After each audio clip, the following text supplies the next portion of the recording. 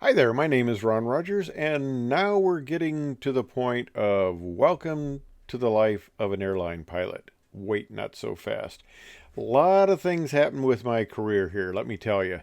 There were a lot of good things and not so good things, a lot of decisions that I made or I didn't make, and it really affected my future.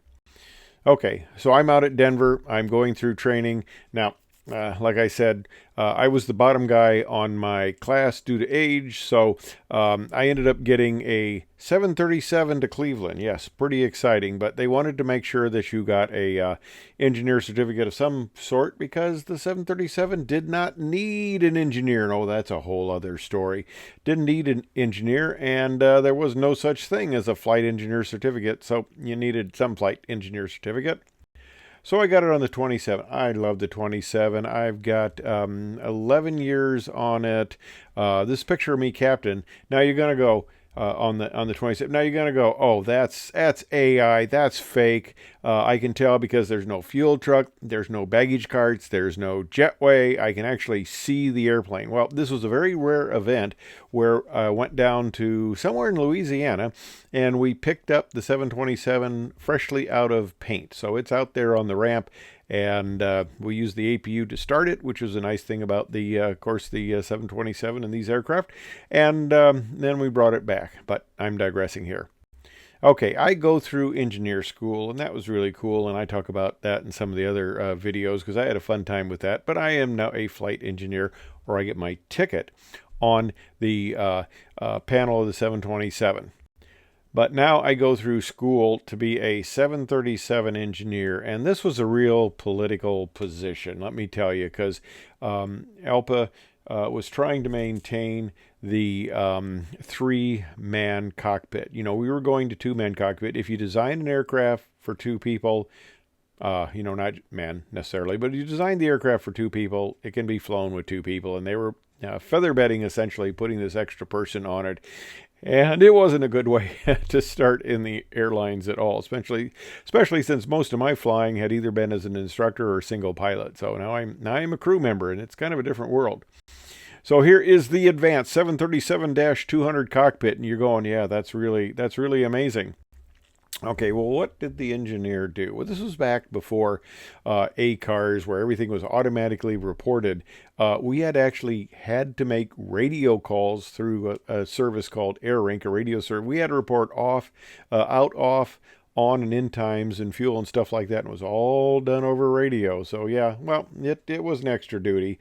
But I was assigned to do several things. And on the left, the red arrow, that is the fuel panel.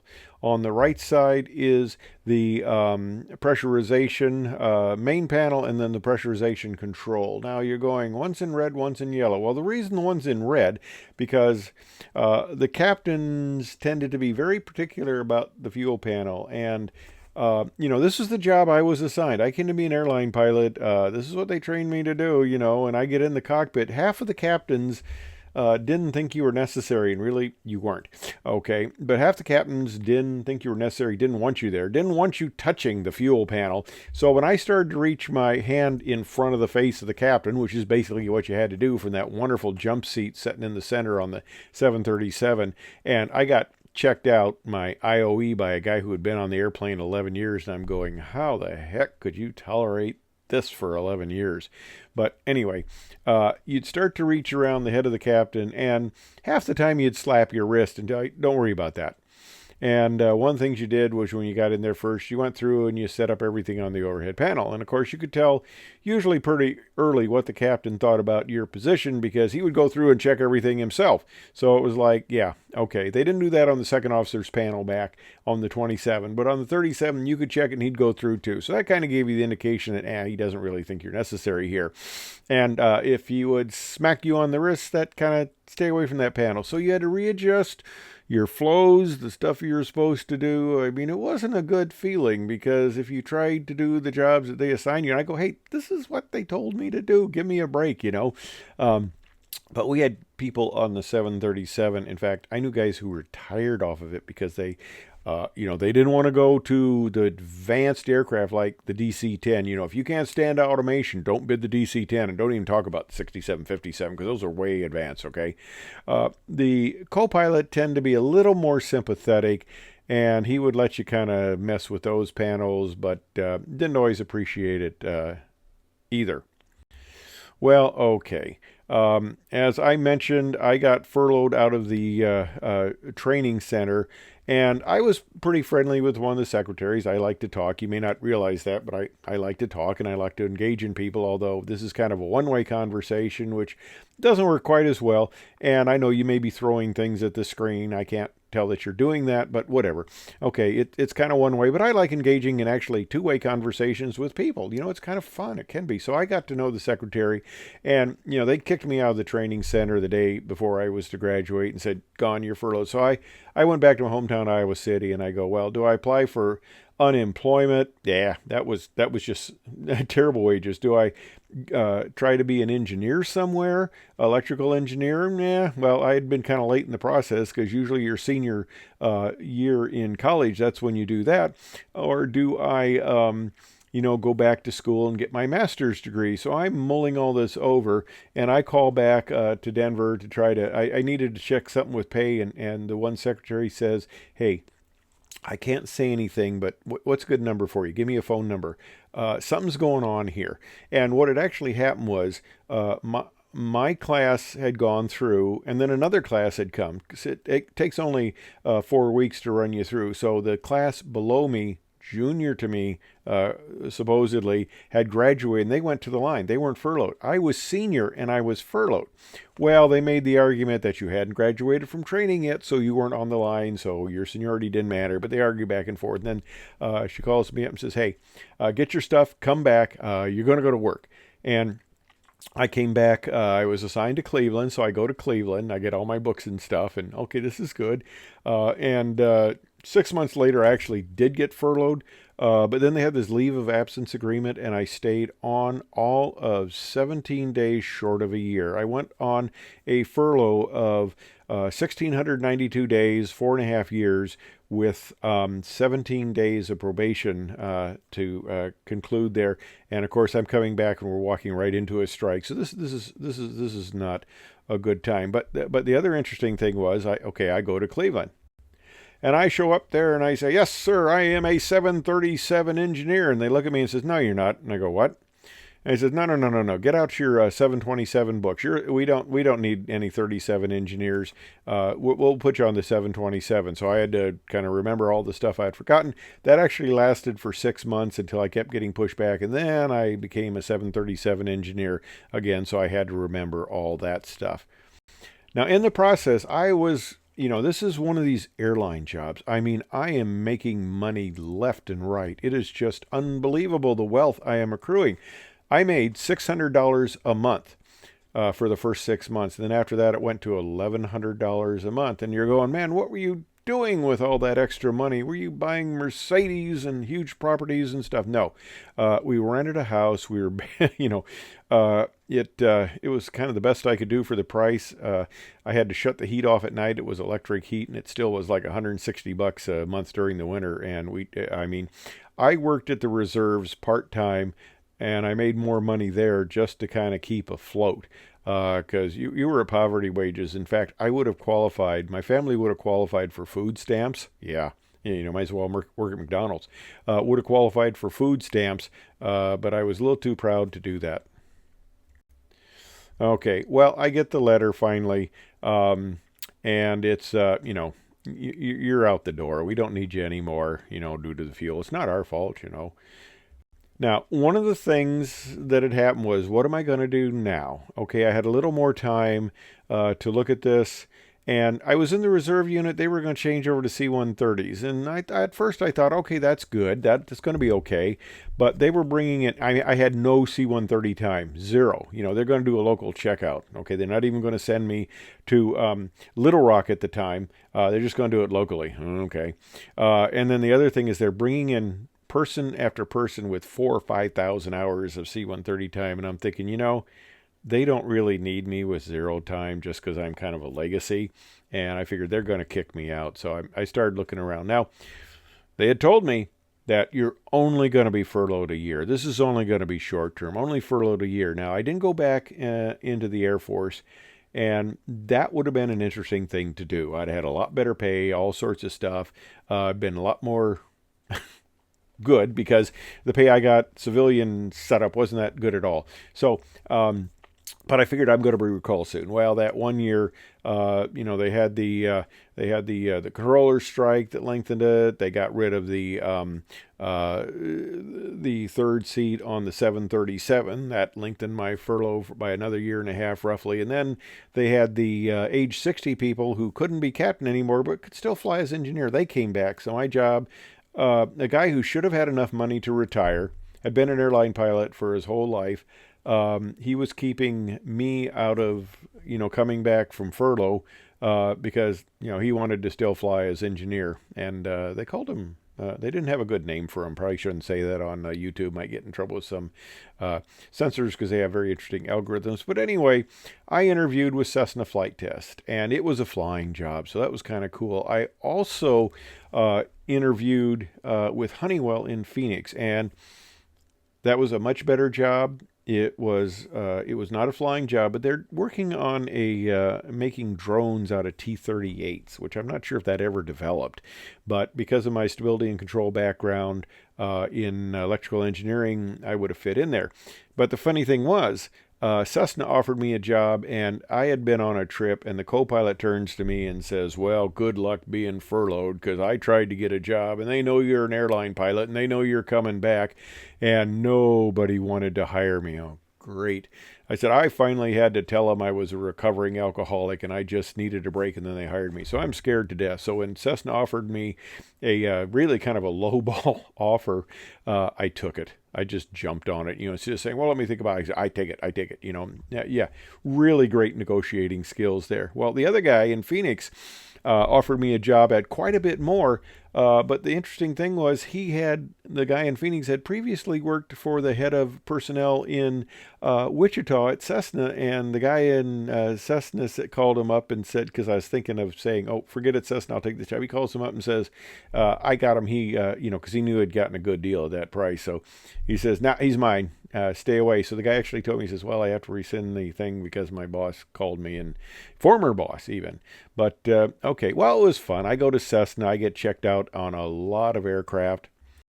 I actually, during the time that I was furloughed, I went over to Boeing and flight test also. So I got my Cessna in flight test. I went to Boeing and flight test. Cessna was kind of interesting. I had a few adventures there. A gear system failure. There's the bent over prop. My very last flight was we had a fire in the 421 engine, and that was an interesting story. I talk about that when I talk about Cessna flight test. And I was going to the next generation trainer proposal. Now, they put 10 years on it because these kind of jobs tended to go on forever.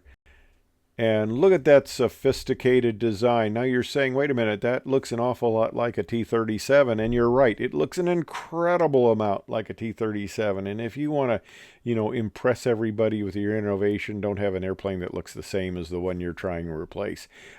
Finally, I just kind of had it with Cessna. And I do a thing about that. I thought they were going to lay me off, and they actually laid off another guy, which is kind of an interesting story. And I talk about that in the Cessna flight test thing. Well, the very first project I get to work on is the B-52 train avoidance BNS radar. And this was a very complicated and sophisticated radar. It's very interesting. I didn't know about monopulse radar. I knew nothing about monopulse radar when they put this thing in my lap, and it's a big heavy antenna. They didn't physically put it in my lap, but they said, we got a problem. We need you to work on this. It's got an issue, and I figured, well, boy, if I screw this up, they'll give me 6 months, but if I screw this up, that's fine because I'll be recalled by United. Well, I didn't screw it up. I got to be lead engineer in the group, and I still had quite a few years to go at Boeing before I actually went back to United. All right, so they said we need you to work on this antenna. Now, initially, I was just going to work on the ground mapping function as cosecant squared cosine theta curved to the dish there, and they had this little diverter strip, those little splotches you see next to my hand. That's where it was attached. That was the initial thing, but the antenna was, garbage in, garbage out. You can't send a bad signal to processing and hope to do much with it, at least back then. And the signal was garbage. It was really poor. And they said, hey, well, work on it. We got you some antennas. Go up there and see if you can do anything. And so I played with it, and I developed what's known as a feed horn choke there. And that's what you can see right up there. And I developed that and I do another video, one of my early videos, where I talk about how I more than doubled the accuracy of the B-52 radar. It actually exceeded our ability to measure it, and we actually thought we had a problem with our equipment because the result was just too good, and got to be lead engineer in the group. So that was a lot of fun time. I got to work on a lot of stuff. They also, I did a lot of various things. They sent me to Philadelphia Boeing Vertol to position all the antennas on the Osprey, the V-22. Every antenna that's on there, at least initially, was my doing. And during this time, I was a ham radio operator, and so was my wife. So was my oldest son there, and actually my youngest son became a ham too. It was everybody but my daughter became a ham radio operator. And during the process, I was talking to another fellow ham who was a United pilot and had been very active politically in ALPA. And he knew my flight test background at the Air Force. He knew my flight test background at Cessna and Boeing. And he had a very nice opinion of me. Let's put it that way. And okay, I get the nice letter from United. It says I am being recalled.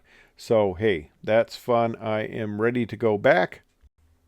So I am recalled to the coveted second officer position on the 727, and it was actually a lot of fun. I enjoyed it. But okay, I am back. I am recalled. All of this stuff is still fairly new. I'm just trying to get my feet on the ground, stuff like that. Moved to, actually, I stayed in my current house in Wichita because things were not looking good on the strike, and I decided I'm not, I looked at moving, but I'm going, I better stay in place. Things may not work out well, and I ended up actually not getting into this in the strike thing, but I actually got my old job at Boeing back because being 10 from the bottom, I got a letter from the VP of Flight Operations who said it'll be years if ever before you go back because we're going to operate the airline and all this stuff. So I got my old job back. But in the interim, Dick Russell, who had been the ham radio operator that I talked to extensively on my 4.5 years of furlough, says there's a committee, and it's a presidential committee. Well, okay, it's a presidential committee because they're trying to mandate that all aircraft have 3 pilots on it. Okay, well, the committee actually had a lot of integrity, and we came to the point where we said, hey, we on the 37, it's built for 2 people. That's the way it should be flown. On the MD-90, MD-88s, they wanted us to insist on a flight engineer position. We go, it's just not called for. So the committee was going to resign en masse if the ALPA president didn't stop pushing this, and fortunately he did. But okay, here I am. United has 6,000 pilots at the time. I am bottom of the seniority. I am a second officer on the 727, and Dick is promoting me to be the United representative out of 6,000 pilots on this new aircraft evaluation and certification committee. I eventually became chair of it and had a great fun time, and I'll tell you about that. But the deal was they wanted me on this committee, and I think the guy who headed it, Captain Roche, who was a Pan Am pilot, I think he was taken aback that, almost insulted, I would say, that United Airlines, for all the people they had, and I don't know why either, except this stuff is political. Dick liked me. No, I'm going to talk about some of my committee members and how I had to turn down super qualified people because certain airlines had certain slots and they had their guy in that, and some of those people were fairly worthless. And I'll talk about that kind of situation. But anyway, they I got accepted on the committee in spite of my ungodly lack of experience with the airline, and just stayed on it till I eventually upgraded. Now, Dick had asked me to join this committee, and like I said, I became chairman of it eventually, but he asked me to join the committee, and, it's a great committee and all that stuff, and I was very hesitant, and I didn't do anything about it. I just let it go. He says, no, no, no, you need to join this committee. So I finally did. And that was a decision. The whole decision to get on ham radio, of all things, and talk to a politically connected pilot, that changed my whole future with United. I became much more involved in continuing flight test activity and aircraft development that, I probably never would have if it wasn't for the one guy. Because, yeah, I had a background, but they would have, and I saw this a lot. There were captains who resented that I was the one getting to fly the new aircraft and involved in flight tests like that, and I'm either a second officer or a co-pilot. And there's some people who took great offense at that because that should be a captain. In fact, one of the other crew members told me I inadvertently ticked off a guy he was talking to me about the flight test I had done because he knew about it, and he says, "Oh, I think we ticked off the captain there because he thinks not only should you as a co-pilot not be doing this, but he should be doing it." And of course, it gets interesting. Let me tell you. Anyway, thanks for watching this story, and I'll continue on with the airline career part and how the decision to be on this committee just really changed my whole career and made it extremely more interesting. Hey, thanks for watching. I hope you enjoyed it.